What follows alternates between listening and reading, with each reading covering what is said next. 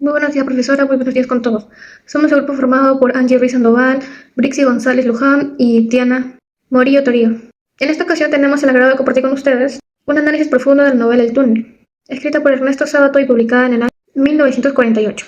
A lo largo de este trabajo abordamos los elementos más significativos de la obra, su estructura narrativa, los recursos literarios que utiliza, una breve semblanza de su autor y cerramos con un análisis crítico y reflexivo que nos permitirá comprender la relevancia y el impacto teniendo en cuenta el impacto que da esta novela en la actualidad. ¿Qué es lo que más destaca en la obra? Ernesto Sabato fue un escritor argentino que, tras estudiar física, se dedicó a la literatura y filosofía. Es conocido por su trilogía narrativa que incluye El túnel. ¿Qué recursos verbales, paraverbales o icónicos se han empleado? En El túnel, Sabato emplea recursos verbales para expresar emociones de Castel, como la prescripción de un río oscuro. El texto carece de recursos verbales explicativos. Una lectura oral permitiría incorporar mediante pausas o el uso de exclamaciones y preguntas retóricas que inciten la angustia del protagonista. En cuanto a los elementos icónicos, la pintura Castel de una mujer mirando la ventana del mar a través de una ventanita simboliza su aislamiento interior y representa visualmente el motivo del túnel. Datos biográficos del autor. Ernesto Sábato nació en Rojas, Buenos Aires, el 24 de junio de 1911 y falleció en Santo Lugares el 30 de abril de 2011. Estudió física, pero se dedicó a la literatura y filosofía al acercarse al existencialismo en Europa. Publicó su primera novela El túnel en 1948, seguida por Héroes y tumbas en 1961, y Abbott el Extremador en 1974, completando su trilogía. Él escribió ensayos filosóficos como El escritor y sus fantasmas en 1951, memorias como Antes del fin en 1998. Su obra se caracteriza por la reflexión sobre la existencia, la soledad y los conflictos existenciales post Segunda Guerra Mundial. Puede dividirse en tres grandes segmentos. En la primera sección, hasta aproximadamente la página 30, se presenta el contexto inicial del protagonista y su creciente obsesión por una mujer que ha notado un detalle particular en una de sus pinturas. La segunda parte, desde la página 31 hasta cerca de la 70, narra el desarrollo de la relación entre Juan Pablo Castel y María Iribarne, una relación cargada de ambigüedad, celos, inseguridades y una constante falta de entendimiento entre ambos. Finalmente, en la tercera sección, desde la página 71 hasta el cierre, en torno a la página 94, se relata el desenlace trágico, el asesinato de María y la posterior confesión del propio Castel. Ocurre cuando Juan Pablo Castel asesina a María Iribarne con un cuchillo y luego se entrega a la policía. En ese punto convergen todas las tensiones psicológicas y existenciales que se han desarrollado a lo largo de la historia. Esta escena narrada con una frialdad impactante. Los días que precedieron a la muerte de María fueron los más atroces de mi vida. Representa un quiebre definitivo.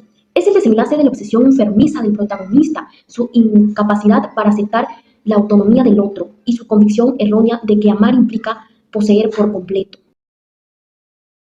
Castel, un pintor de Buenos Aires, que relata su historia en primera persona desde la cárcel, donde escribe su propia versión de los acontecimientos que lo llevaron a asesinar a María Iribarne. A lo largo del relato se revela información clave sobre su personalidad. Desde su infancia, él se sintió apartado y distinto a los demás, posee un pensamiento excesivamente racional, cree que su pintura es su única obra genuina y ve en María una posible vía de escape a su propio aislamiento.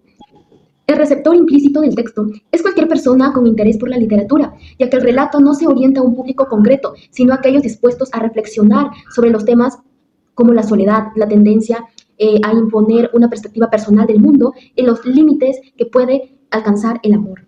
En Buenos Aires, de la posguerra, una época en la que las ideas del existencialismo europeo empezaban a influir en América Latina. Sábato, marcado por su contacto con el pensamiento de Sartre y Camus durante su paso por París, adapta estas inquietudes filosóficas al contexto argentino, mostrando cómo el individuo también puede sentirse profundamente solo en esa realidad. Convencer a sí mismo y convencer a los demás de que matar a María fue necesario, ya que según él actuó movido por un amor verdadero que ella traicionó.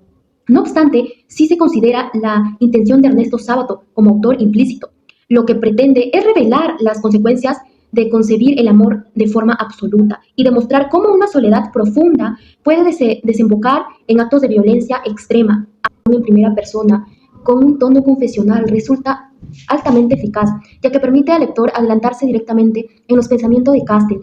Esa voz narrativa poco confiable, por mostrar una perspectiva alterada y paranoica del protagonista, lleva al lector a preguntarse constantemente: ¿qué tanto de lo que cuenta es cierto y qué tanto es una manifestación de su obsesión? La forma concisa del lenguaje sin abundancia de descripciones extremas al monólogo interior contribuye a que se perciba la velocidad del pensamiento obsesivo. Queríamos dejar que nuestras convicciones nos encierren en la soledad. Mantenernos abiertos al diálogo y a la posibilidad de dudar es la mejor manera de impedir que el túnel de la incomunicación nos despoje de nuestra esencia humana. Discusión y reflexión grupal. Después de analizar esta obra, como grupo coincidimos que El túnel no es solamente una historia sobre la obsesión y el crimen, sino también una reflexión intensa y profundadora sobre la soledad, la incomunicación y los límites del amor humano. Juan Pablo Castel encarga a un individuo que, al sentirse incomprendible o aislado, crea una espiral de desconfianza, rigidez emocional y desesperación. Su necesidad de conexión auténtica como otra persona lo lleva a idealizar y luego distribuir aquello que desea, mostrando como el miedo, la inseguridad, sabotear cualquier intento del vínculo verdadero. El túnel da título a la novela, no es solo una metáfora del cierre mental de Castellano, sino también una imagen de los muros indivisibles que todos en algún momento podemos levantar frente al mundo. La obra nos confronta con una pregunta inquietante. ¿Qué pasa? Dejamos de escuchar cuando nuestras propias creencias se pueden tan absolutas que ya no hay espacio para el otro. Coincidimos en que lo más valioso que deja la lectura es la invitación a cultivar una actitud de apertura y sensibilidad frente a los demás. Escuchar sin prejuicios, dialogar sin imponer, aceptar la diferencia como una riqueza y no como una amenaza. Y entender que nadie nos pertenece son aprendizajes esenciales que la novela sugiere desde un lado más oscuro. Nos da una reflexión como el aislamiento interior que puede ser tan o más destructible que la violencia explicativa. Y nos deja como desafío al no entender atrapados a nuestras propias obsesiones, frustraciones o miedos a aprender a salir de nuestros túneles personales. Tan solo sea el primer paso para coincidir vínculos más sanos, humanos y verdaderos. El mundo que a menudo parece correr en la dirección contraria.